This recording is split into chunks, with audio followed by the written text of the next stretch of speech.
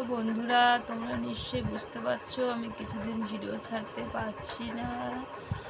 আমার হচ্ছে কি 3 দিনের মতো হয়ে গেল আমি ভিডিও ছাড়তে পারিনি, কেননা বাড়িতে একটা খুব বড় বিপদ ঘটে গেছে। তোমাদেরকে আমি কাউকে জানাইনি, জানাতে পারিনি, সেরকম জানানোর মতো সিচুয়েশানে বা পরিস্থিতিতে আমি ছিলাম না, তাই আমি ভিডিও ছাড়তে পারিনি।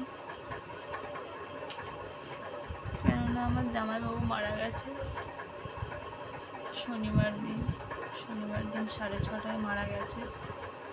আমার অনেক ভিডিও রেডি করা আছে, কিন্তু যে ভিডিও ছাড়ার মতো মানসিকতা সেটা আমার নেই, তাই আমি ভিডিও ছাড়তে পারিনি।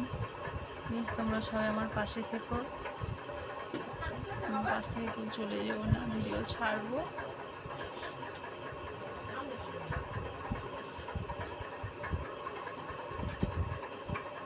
তো ঠিক আছে, সবাই আমার পাশে থেকো।